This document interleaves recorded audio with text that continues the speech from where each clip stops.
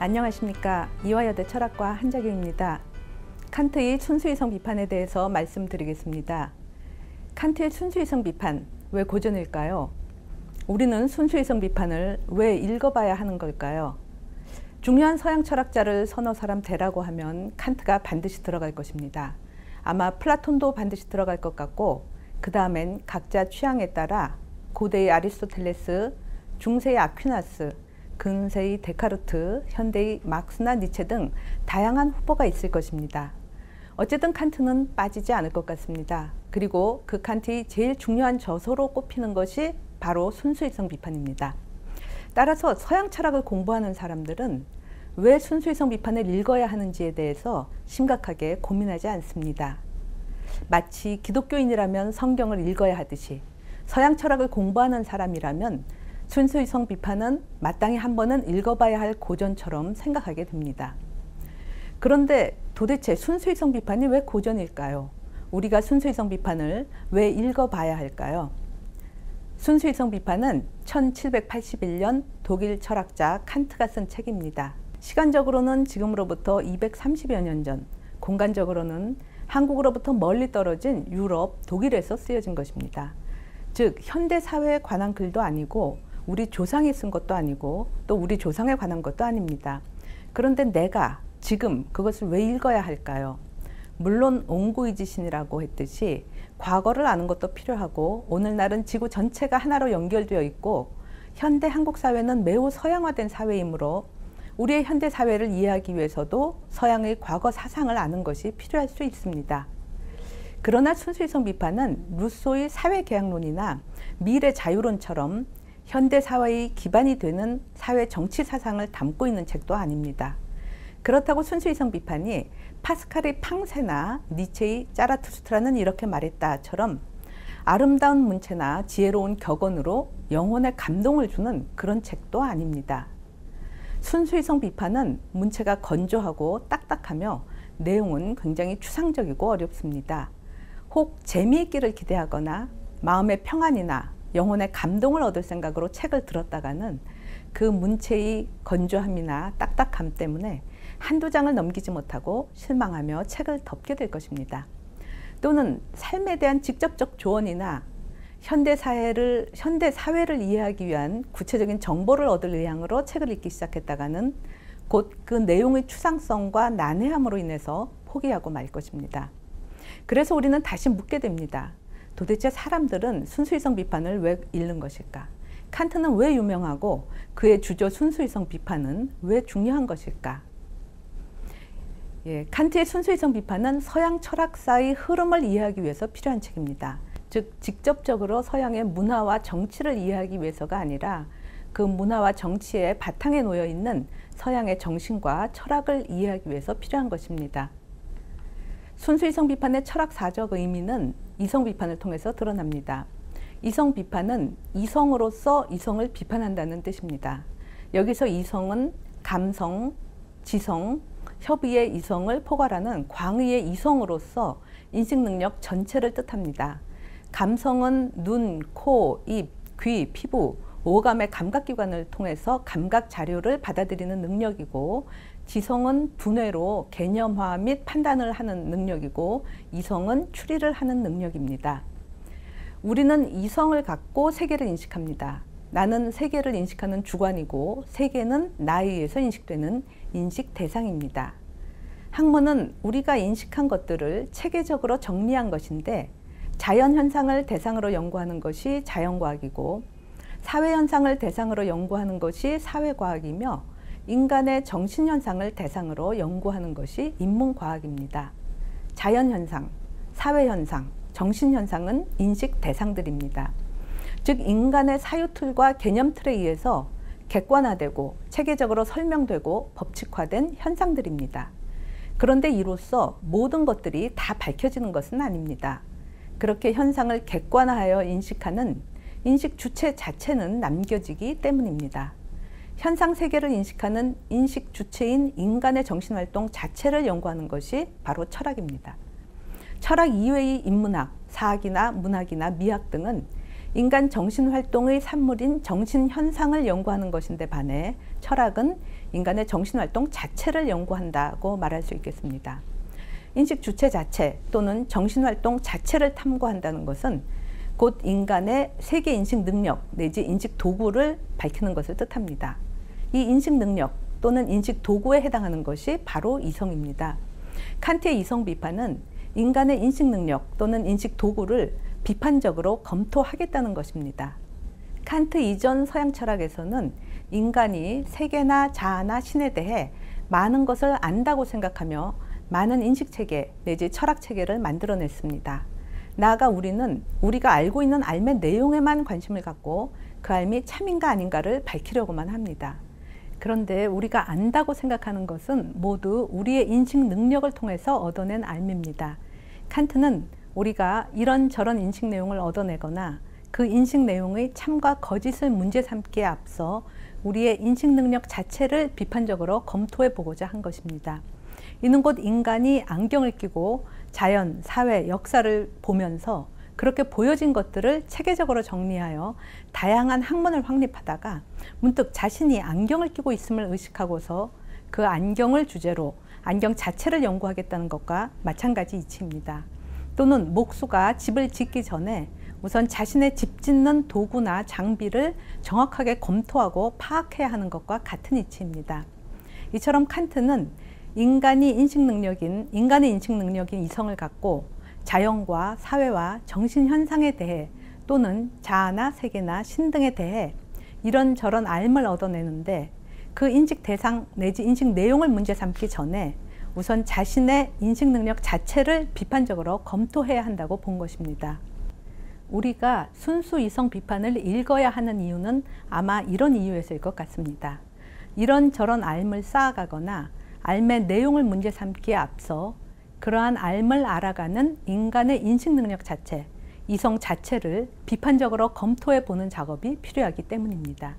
칸트는 순수 이성 비판에서 이성의 근원이 무엇이고 인간이 이성을 통해 알게 되는 인식의 범위 및 한계를 밝혀보고자 했습니다. 즉 우리가 우리의 이성을 갖고 과연 무엇을 알 수 있고 무엇은 알 수 없는 것인지를 밝히려는 것입니다. 순수 이성 비판을 읽어봄으로써 우리는 서양 철학자들이 생각한 이성이 과연 어떤 인식 능력인지 그리고 그 이성의 한계가 무엇인지를 진지하게 생각해 볼 수 있게 됩니다. 순수 이성 비판의 저자 칸트는 1724년 퀘닉스베르크에서 그다지 부유하지 못한 기독교 가정에서 태어났습니다. 당시 독일은 아직 통일국가를 이루지 못한 채 여러 왕국들의 연합으로 존재했으며 그로부터 한참 후 1871년에 프로이센 프랑스 전쟁을 거쳐서 비로소 독일 제국으로 되었습니다. 독일이 통일국가를 이룰 때 그 기반이 된 왕국이 프로이센 왕국인데 그 프로이센의 수도가 바로 퀘닉스베르크였습니다. 퀘닉스베르크는 프로이센 왕국 시기에는 크게 번창한 도시였지만 2차 세계대전 중 소련의 폭격으로 크게 파괴되었고 결국은 소련에 양도되었으며 현재는 러시아에 속하는 도시로서 칼리닝그라드라고 불립니다. 그러니까 현재의 지도 위에 퀘닉스베르크라는 도시는 없습니다. 칸트는 집안 경제 형편이 좋지 않은 데다 13살에 모친을 여의고 22살에 부친을 여의고 결국 혼자 자립해서 생활해야 했습니다. 일찍부터 가정교사로 활동하고 대학에서 사강사로 일하다가 46세가 되어 비로소 퀘닉스베르크 대학에서 논리학과 형이상학 과목을 담당하는 교수직을 얻었습니다. 그는 철학 강의와 저술에 전념하면서 비교적 단순한 삶을 영위한 것으로 보입니다. 1804년 임종시의 마지막 말은 As is good, 좋다라고 하며 비석에는 그의 유명한 말이 새겨져 있습니다. 내게 경외심을 일으키는 것이 두 가지가 있다. 머리 위에 빛나는 별과 마음속의 도덕 법칙이 그것이다. 입니다.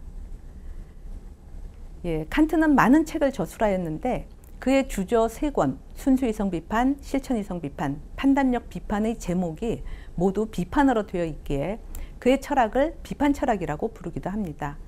그는 자신의 철학이 다루는 물음을 3가지 물음, 나는 무엇을 알 수 있는가, 나는 무엇을 행해야 하는가, 나는 무엇을 바래도 되는가의 3가지 물음으로 정리한 후에 이 3 물음이 결국은 인간이란 무엇인가 라는 한 가지 물음으로 묶인다고 보았습니다. 순수이성 비판은 이 중 첫 번째 물음을 다루며 그 연구 성과에 기반을 두고 실천 이성 비판과 판단력 비판이 쓰여집니다. 너무 늦게 안정적 교수직을 얻은 탓인지 칸트는 주저를 50, 60대가 돼서야 출판했습니다. 그의 제1의 주저 순수이성 비판은 거의 10여 년에 걸쳐서 쓰여졌으며 57세인 1781년에 출판되었습니다. 3대 비판서 이외에도 계몽, 정치, 역사 등에 관한 글들도 여럿이 있는데 몇 가지만 추려보면 다음과 같습니다. 계몽이란 무엇인가, 이성의 한계 내에서의 종교, 영구평화론, 실용적 관점에서 본 인간학 등이 있습니다. 칸트의 삶에 대해서는 여러 가지 일화가 전해집니다. 그가 매일 일정한 시각에, 즉 오후 4시에 산책을 하기 때문에 마을 사람들이 그를 보고 시계를 맞추었다는 말이 있는데, 이는 그의 부지런함과 규칙성에 대한 칭찬의 의미도 있지만 또 다른 한편으로는 그의 삶의 단조로움과 건조함에 대한 조롱의 의미도 내포되어 있다고 봅니다.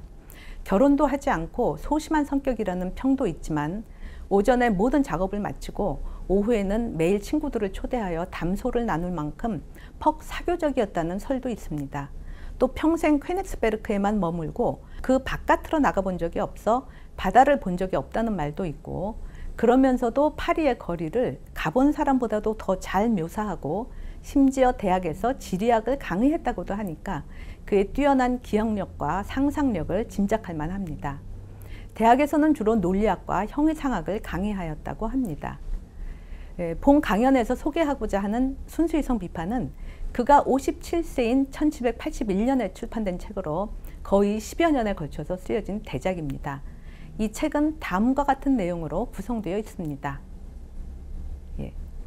상세한 목차는 생략하고 그 큰 윤곽만 언급해 보자면은 순수이성 비판은 크게 원리론과 방법론으로 되어 있으며 그 중에 원리론은 감성론과 논리학으로 구분되고 다시 그 중에 논리학은 분석론과 변증론으로 구분됩니다. 앞에서 말씀드렸듯이 인간의 인식 능력 내지 인식 도구를 이성이라고 할 때 이성은 지성과 협의의 이성을 포함하는 광의의 이성입니다. 칸트 이전에 이미 인식의 기반에 대한 논의가 있었는데 이에 대해서 크게 두 가지 상이한 입장이 있었습니다.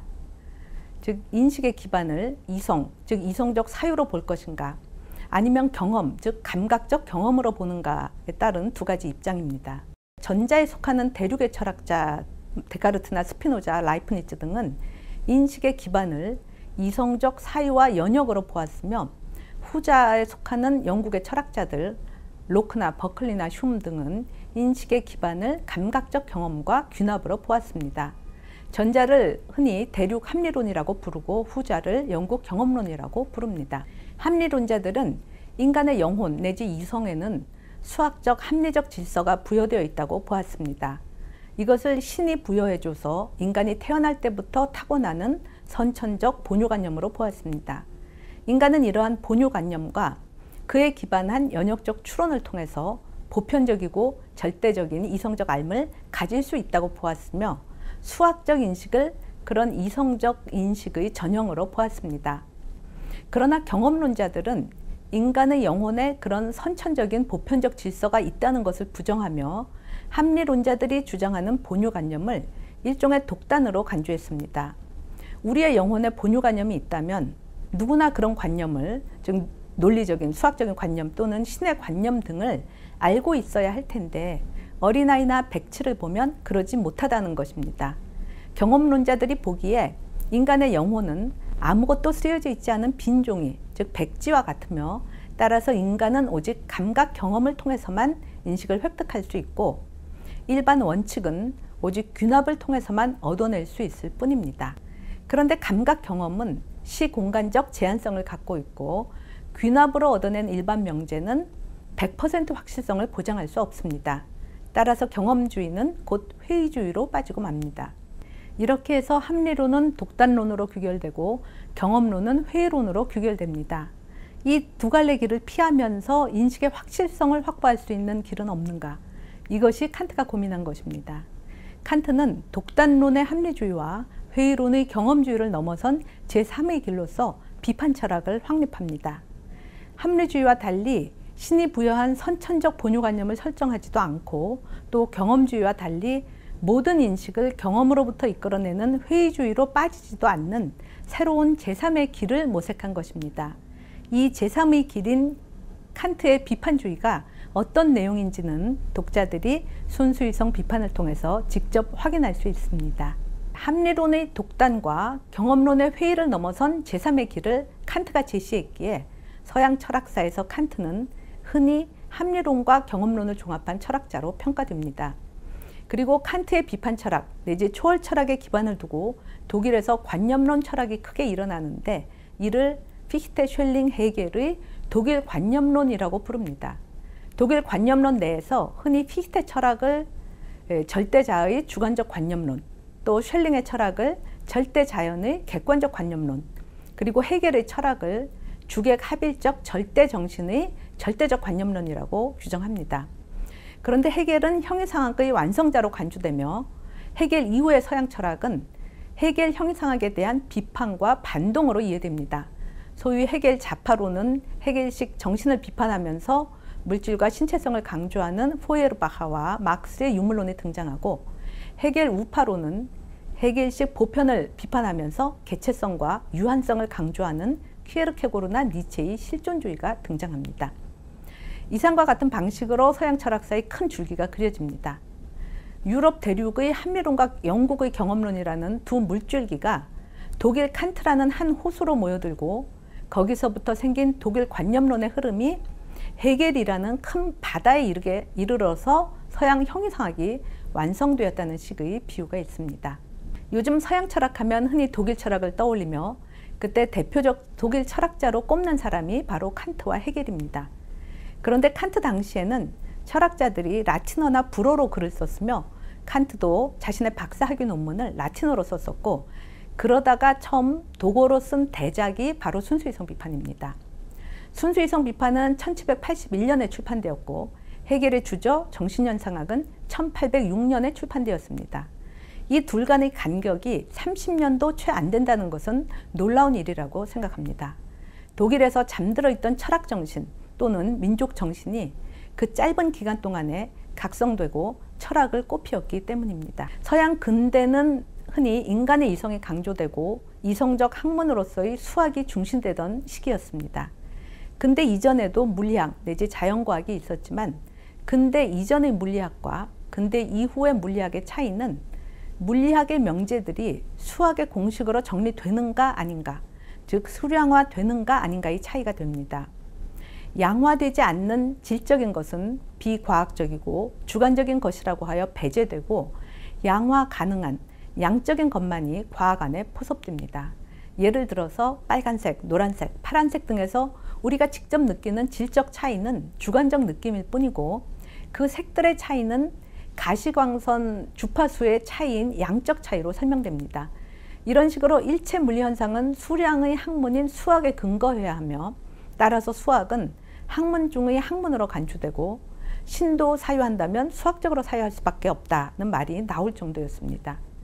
이러한 수량과 수학의 강조는 오늘날까지도 이어집니다.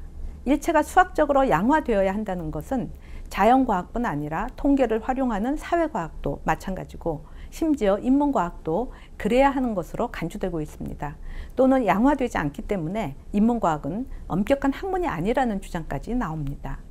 나아가 학문뿐 아니라 우리의 일상에서도 일체가 수량화되어 가는 경향이 있습니다. 우리가 중시하는 점수, 등급, 연봉, 아파트 평수, 가격 등은 모두 다 숫자로 표기되는 것들입니다. 그런데 수학이나 수학에 기반한 물리학이 정말로 그만큼 절대적 진리인가? 수학이나 물리학의 진리가 정말로 인간과 자연 일체가 그 아래 종속되어야 할 필연적이고 보편타당한 진리인가? 칸트의 비판 철학은 이런 물음에 대해서도 심각하게 고민하고 있습니다. 칸트의 순수이성 비판을 통해 현대의 양화주의, 객관주의, 과학주의에 대한 비판적 거리를 얻을 수 있을 것입니다. 여기에서는 순수이성 비판을 읽을 때 무엇에 주목해야 하는지에 대해서 몇 가지 제안을 하는 것이지 그 내용을 상세히 설명하는 것은 아닙니다. 여기서 주목해야 할 점을 5가지로 정리해 보았습니다. 이하에서는 이상 5가지 주안점을 차례대로 설명해 나가기로 하겠습니다. 칸트는 순수이성 비판을 시작하면서 자신의 물음을 어떻게 선험적 종합 판단이 가능한가 라는 물음으로 제시합니다. 여기서 판단은 개념과 개념의 연결입니다. 2 더하기 3은 5다. 저 총각은 남자다. 이 책상은 노랗다 등과 같이 판단은 S는 P다의 형식, 즉 주어 개념과 수로 개념의 연결로서 성립합니다. 판단 중에서 칸트가 그 가능 근거를 묻고자 하는 판단은 바로 선험적 종합 판단입니다. 선험적은 경험적과 대립되고 종합적은 분석적에 대립되는 개념입니다. 판단에서 선험적 판단과 경험적 판단의 차이는 그 판단이 경험에 앞서서 성립하는 판단, 즉 선험적 판단인가, 아니면 경험으로부터 비로소 성립하는 판단인가, 즉 경험적 판단인가의 차이입니다. 예를 들어 2 더하기 3은 5다는 경험과 무관하게 성립하는 선험적 판단이고, 저 책상은 노랗다는 경험을 통해서 확립되는 경험적 판단입니다. 그리고 분석적 판단과 종합적 판단의 차이는 그 판단이 주어 개념의 분석을 통해서 수로 개념이 얻어지는 판단, 분석적 판단인가, 아니면 주어 개념 바깥에서 수로 개념을 취해서 두 개념을 종합해서 얻어내는 판단인가, 즉 종합 판단인가의 차이입니다. 예를 들어 총각은 결혼 안 한 남자다는 주어 개념 총각 안에 수로 개념 결혼 안 한 남자가 들어있으니까 분석 판단이고, 저 책상은 노랗다는 주어 개념 책상 안에 수로 개념 노랗다가 들어있지 않기 때문에 종합 판단입니다. 분석 판단은 개념을 분석해서 설명하는 설명 판단인데 반해 종합 판단은 개념 너머 세계에 대한 정보를 제공하는 확장 판단입니다. 합리론자들은 본요관념으로 알게 되는 수학적 진리는 모두 분석 판단이라고 생각했습니다. 수학적 판단은 개념 자체의 분석을 통해서 도달되는 분석 판단이라고 여긴 것입니다. 그리고 경험론자들은 자연과학적 판단은 세계에 대한 정보를 제공하는 종합 판단으로서 모두 감각 경험을 통해 얻어내는 경험 판단이라고 간주했습니다. 즉, 그들은 선험적 판단은 모두 분석 판단이고 종합적 판단은 모두 경험적 판단이라고 생각했습니다. 그래서 판단에는 선험적 분석 판단, 경험적 종합 판단, 이 두 종류만 있다고 생각한 것입니다. 그러나 칸트는 수학적 판단은 합리론자들이 생각하듯이 선험적이긴 하지만 개념 분석에 그치는 분석 판단이 아니라 주어 개념 너머로 나아가는 종합 판단이라고 보았습니다. 그리고 순수 물리학적 판단은 경험론자들이 생각하듯이 종합 판단이기는 하지만 단지 경험으로부터 얻어내는 경험적 판단이 아니라 경험에 앞선 선험적 판단이라고 보았습니다. 그렇게 해서 선험적 종합 판단이 있다고 주장한 것입니다. 이처럼 칸트는 수학이나 순수 물리학적 판단을 선험적이고 종합적인 판단이라고 논합니다. 그 판단들은 종합 판단이기 때문에 단지 개념 분석에 그치는 것이 아니라 개념 차원을 넘어 세계에 대한 정보를 제공하는 판단이며, 그럼에도 불구하고 선험적 판단이기 때문에 단지 경험으로부터 얻어내는 판단이 아니며 따라서 경험주의가 빠지는 회의주의를 벗어날 수 있다고 보았습니다. 이러한 선험적 종합 판단이 어떻게 가능한가? 이 물음은 곧 세계에 대한 인식을 세계에 대한 경험에 앞서서 갖는 것이 어떻게 가능한가의 물음입니다. 세계를 경험하기 전에 선험적으로, 그러면서도 세계에 대해서 안다는 것이 과연 가능한가? 그것이 도대체 어떻게 가능한가? 독자는 순수이성 비판에서 그 답을 찾아내야 합니다. 두 번째로, 칸트의 비판 철학은 합리론과 경험론을 어떻게 종합하고 있는가? 세계에 대한 인식인 종합 판단을 세계의 경험에 앞서서, 즉 선험 판단으로서 갖는 것이 어떻게 가능한가? 아주 어렵고 해결 불가능한 질문 같지만 칸트가 이 물음에 답하는 방식은 의외로 아주 간단합니다. 인간이 세계를 인식하는 인식 능력 내지 인식 방식에 대해서 그 인식의 내용과 인식의 형식을 구분함으로써 답을 찾습니다. 우선 칸트는 인간의 세계에 대한 인식 능력을 감성과 지성 둘로 구분합니다. 앞에서도 말씀드렸듯이 감성은 눈, 귀, 코, 입, 피부의 5 감각기관으로 감각 자료들을 받아들여 시각, 청각, 후각, 미각, 촉각의 감각작용을 하는 능력입니다. 그리고 지성은 두뇌의 사유기관에서 감각 내용들을 비교하고 정리하여 개념화하고 개념에 따라 판단하는 능력입니다. 이 두 가지 인식 능력 내지 인식 방식에 대해서 칸트는 그 내용과 형식을 구분합니다. 즉 감성 내지 직관의 내용과 형식을 구분하고 또 지성 내지 판단의 내용과 형식을 구분하는 것입니다. 감성 내지 직관의 내용은 감관에 주어지는 감각 자료들, 예를 들어 빨간색, 크기, 소리, 딱딱함 등에 해당하며 이것은 경험적으로 주어지는 것입니다. 반면에 그런 감각 자료들을 받아들이는 감성 형식 내지 직관 형식은 경험적으로 주어지는 것이 아니라 주어진 자료들을 배치하고 정리하는 형식에 해당하므로 그 자체는 경험적이 아니라 선험적인 것입니다. 마찬가지로 지성 내지 판단의 내용은 경험적으로 주어지는 것들이지만 지성 내지 판단의 형식은 경험적인 것이 아니라 선험적인 것입니다. 그렇다면 그 각각의 형식은 무엇인가? 칸트는 순수이성 비판 감성론에서 인간의 직관 형식을 시간과 공간으로 밝히고 순수이성 비판 분석론에서 인간의 판단 형식의 근거를 12개 범주로 밝히고 있습니다.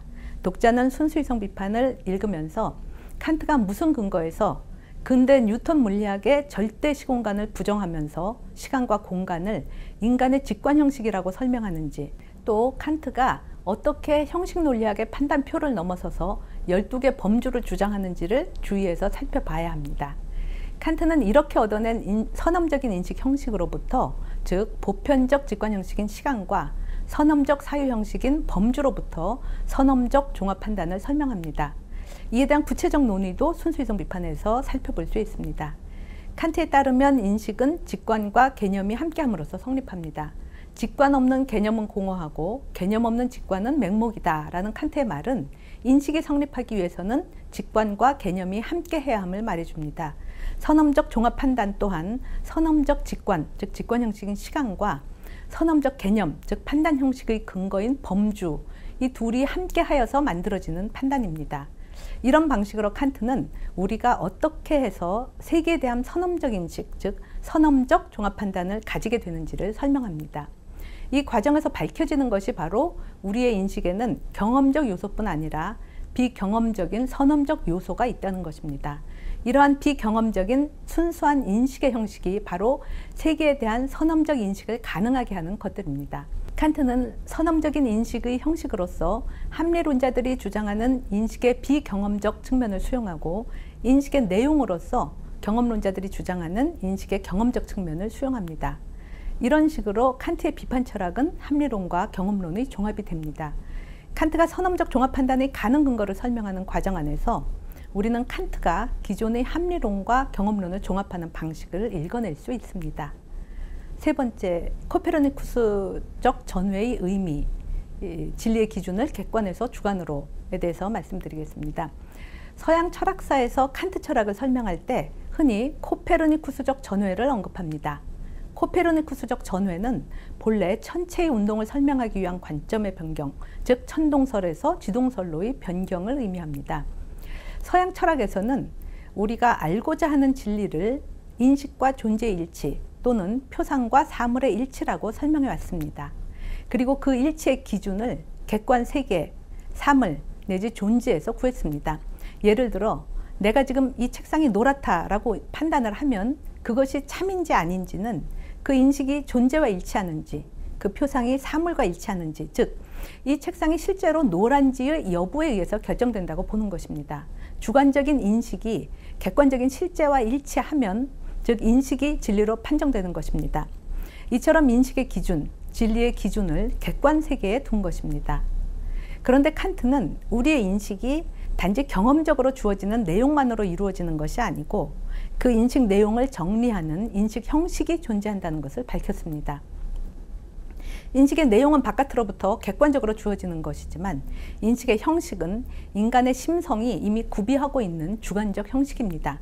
그리고 객관적으로 주어지는 모든 경험적 내용은 그것을 정리하고 구조화하는 인식의 주관적 형식에 의해서 정리되고 규정될 수밖에 없기 때문에 진리에 있어서 중요한 것은 더 이상 바깥으로부터 주어지는 객관적 내용이 아니라 오히려 주관적 형식이 됩니다. 모든 객관적 내용은 인간의 인식 형식인 주관적 형식에 맞아떨어짐으로써만 인간에게 인식될 수 있고 진리로 밝혀질 수 있습니다. 이런 방식으로 칸트에 있어 진리의 기준은 더 이상 내용이 아니라 형식이게 되고 따라서 객관이 아니라 주관이게 됩니다. 이처럼 진리의 기준을 객관 대상 세계에 두지 않고 인간의 인식 형식인 주관에 두게 되었다는 점에서 칸트의 철학을 객관에서 주관으로의 전회, 즉 코페르니쿠스적 전회라고 부릅니다. 네 번째로 초월적 관념론의 확립과 초월적 자아의 발견에 대해서 말씀드리겠습니다. 칸트 철학의 코페르니쿠스적 전회가 함축하는 것은 곧 인간이 인식 대상으로 인식하는 세계는 결국 인간의 주관적 인식 형식에 의해서 정리되고 질서지어진 세계라는 것입니다. 즉 인식 주체인 인간이 인식 대상인 세계를 인식할 때 인식된 세계의 기본 원리는 세계 자체로부터 얻어지는 경험적 원리가 아니라 인식 주관의 형식에서 비롯되는 선험적 원리라는 것입니다. 인식 대상인 세계는 인간의 주관적 인식 형식에 의해서 규정된, 조건 지어진, 제약된 세계, 한마디로 현상입니다. 인간의 인식 형식이 세계를 규정하는 조건 내지 제약이 됩니다. 그리고 세계를 인식하는 인식 주관은 그러한 인식 제약들을 통해서 세계를 인식할 뿐 인간 자체는 그 제약에 의해서 다시 제약되는 것은 아닙니다.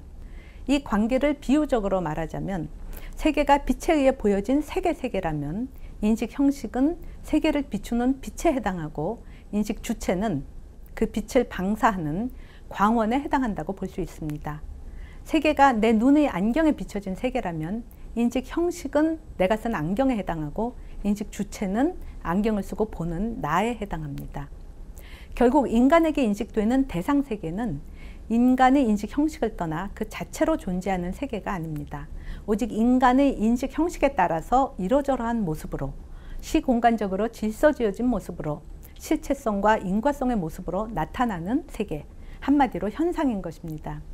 세계를 인식 주관을 떠난 객관 그 자체로 간주하지 않고 인간의 주관적 형식에 의해서 나타나는 현상으로 인정한다는 점에서 칸트의 철학은 관념론입니다. 그리고 그 인식 주관이 경험 세계에 등장하는 경험적 자아가 아니라 인식 형식을 담보한 초월적 자아라는 의미에서 칸트의 철학은 초월적 관념론입니다. 따라서 칸트의 비판 철학을 초월 철학이라고 부르기도 합니다. 순수이성 비판을 읽는 독자는 칸트 철학의 초월 철학적 의미를 깊이 생각해 볼 필요가 있습니다. 이 정신은 현대의 후설 현상학에까지 이어집니다. 후설은 자신의 현상학을 초월적 현상학이라고 불렀습니다. 경험을 넘어서고 경험을 가능하게 하는 근거를 초월이라고 할 때 그 초월은 인간 영혼 외적인 것, 외적 초월이 아니라 인간 영혼 안의 힘이라는 의미에서 내적 초월에 해당합니다. 인간이 단지 현상적이고 경험적인 존재가 아니라 그 내면에 현상을 초월하고 경험을 초월하는 측면이 있음을 강조하는 것입니다. 초월 철학은 인간 내면의 초월, 내적 초월을 강조하는 철학입니다. 인식 주체를 경험적 자아와 구분해서 초월적 자아라고 말하는 것은 그 자아가 갖는 인식 형식이 인간 개인이 마음대로 선택하는 임의적인 것, 개인마다 서로 다를 수 있는 상대적인 것이 아니라 인간이면 누구나 공통적으로 가지는 보편적인 것이기 때문입니다. 시간, 공간과 범주와 원칙은 인간 안에 내재된 보편적 형식이고 보편적 원칙입니다. 이 점에서 궁극적 인식 주체로서의 초월적 자아는 나와 너로서 서로 구분되는 경험적 자아를 뜻하는 것이 아니라 각각 서로 다른 경험적 자아 안에 내재된 보편적 자아, 공통의 인식 형식을 가진 공통의 자아를 뜻합니다.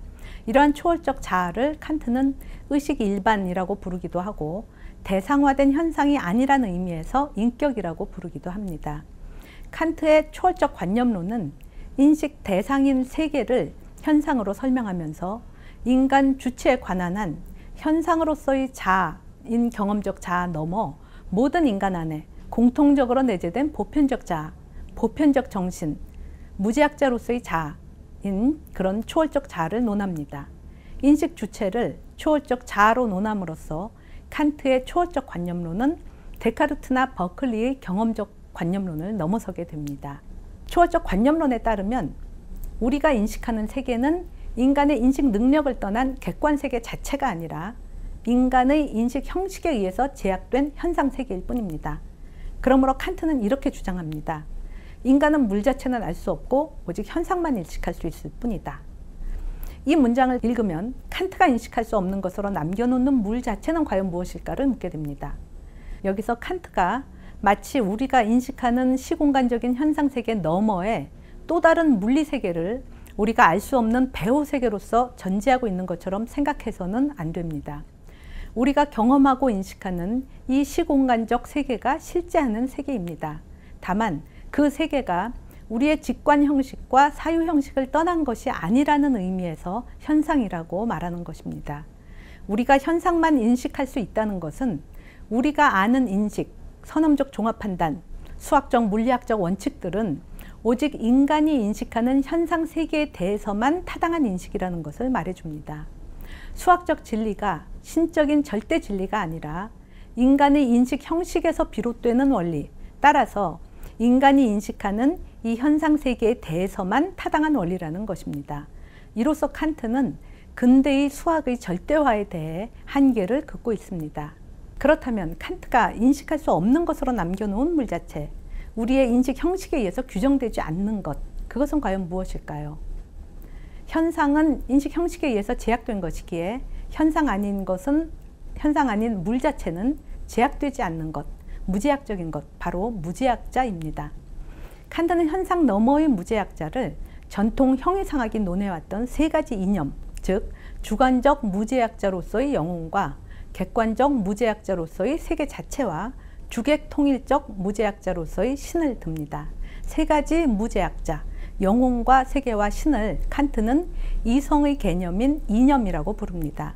이 세 가지 이념이 전통 형이상학 중 합리적 심리학, 합리적 우주론, 합리적 신학의 연구 대상이었습니다. 칸트 이전의 서양 형이상학자들은 인간의 영혼이나 전체로서의 세계 자체 또는 신에 대해서 이런저런 형이상학적 주장을 해왔습니다. 인간의 영혼이 죽고 나면 어떻게 되는가? 우주에는 시작과 끝이 있는가? 무한한가? 유한한가? 전지전능한 신은 과연 존재하는가?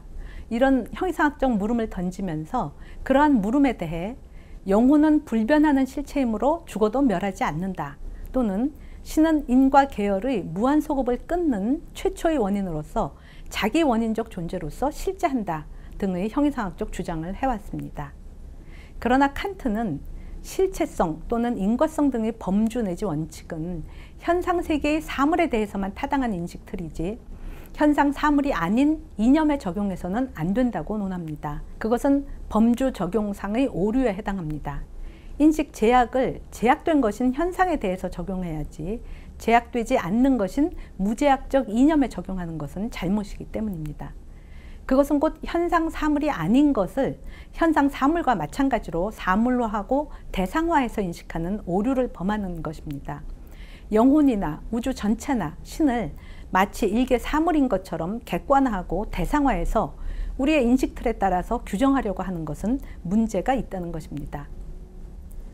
칸트의 순수 이성 비판 변증론은 이러한 오류를 지적하고 있습니다. 변증론은 크게 세 부분으로 되어 있습니다.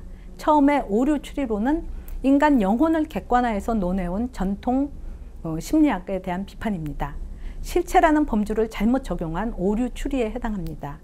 두 번째 이율 배반은 우주의 시작과 끝, 우주의 유한과 무한에 대한 전통 우주론에 대한 비판입니다. 우주가 유한하다는 주장도 또 우주가 무한하다는 주장도 모두 정당화되기 어렵기에 이를 이율 배반이라고 합니다. 세 번째 이상론은 신에 대한 전통 신학의 문제점을 지적한 것입니다. 신은 현상 사물처럼 원칙을 적용해서 규정하려 하는 것을 비판하는 것입니다. 이처럼 변증론에는 우리의 영혼 자체나 전체로서의 세계나 신을 마치 현상 사물인 것처럼 객관화해서 인식하는 것이 문제가 있음을 밝힙니다. 현상 세계 사물을 인식하기 위한 인식 틀을 우리가 생각할 수 있는 모든 것, 현상이 아닌 것에까지 무제한적으로 적용하는 것은 문제가 있기 때문입니다. 내가 인식 틀을 갖고 세계를 인식하는데 그 인식 틀을 세계를 인식하는 나 자신에게까지 적용하는 것은 잘못입니다. 물론 자아에도 현상 세계처럼 객관화해서 인식할 수 있는 부분, 즉 경험적 자아가 있지만 자아 전체가 모조리 현상으로 바뀔 수는 없기 때문입니다. 현상을 인식하는 인식 주체는 끝까지 남겨지기 때문입니다. 인식 틀을 안경이라고 하면 나 자신도 안경을 끼고 바라볼 수 있지만 그렇게 바라보는 나 자신은 계속 안경 바깥쪽이 아니라 안경의 안쪽에 인식 주체로서 남겨지기 때문입니다. 이성 이념인 영혼 자체나 세계 자체나 신은 우리의 지성의 인식틀인 범주 내지 선험적 종합 판단에 의해서 규정될 수 있는 것이 아닙니다. 그것은 우리의 인식 대상인 현상에 속하는 것이 아니기 때문입니다. 이와 같이 칸트는 변증론 세 부분에서 각각 자아, 세계, 신에 대해서 우리는 이론적인 인식을 얻을 수 없다고 논합니다. 그런데 세계를 논하는 두 번째 부분인 이율 배반에서 칸트는 세계와 연관해서 다시 이 세 이념을 다룹니다. 처음 두 이율 배반은 세계 자체의 유한과 무한 등을 논하고, 세 번째 이율 배반에서 세계의 자연 필연성과 자유를 논하고, 네 번째 이율 배반에서 필연적 존재인 신에 대해서 논합니다.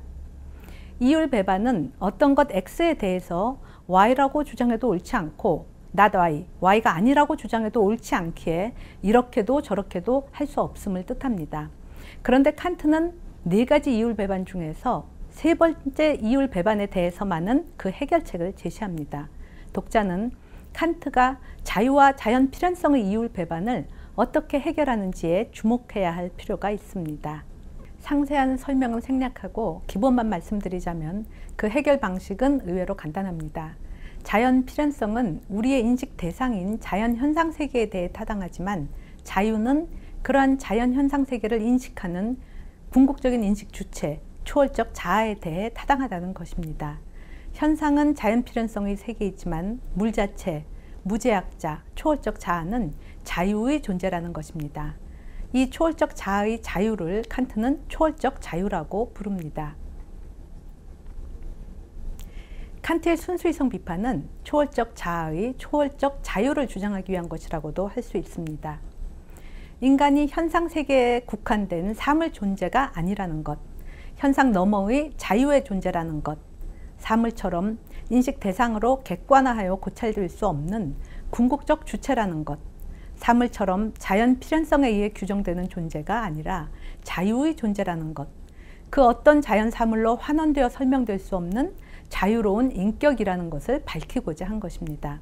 칸트가 순수이성 비판에 이어 실천이성 비판에서 논하는 인간의 도덕성과 자유는 바로 칸트가 순수이성 비판에서 확립한 이 초월적 자아의 초월적 자유에 입각해서 논해질 수 있는 것입니다. 칸트는 도덕의 영역을 확보하기 위해서 이론 영역에 제한을 가하였다라고 말했습니다. 이는 곧 칸트가 순수이성 비판에서 인간이 이론적으로 객관하여 인식할 수 없는 인식 주체를 확립하였고, 이에 근거해서 실천이성 비판에서 인간의 도덕성을 논하였음을 말해주는 것입니다. 이상과 같이 순수이성 비판을 함께 살펴보았습니다. 순수이성 비판을 통해 여러분께서 독서의 즐거움과 유익함을 얻을 수 있기를 희망합니다. 감사합니다.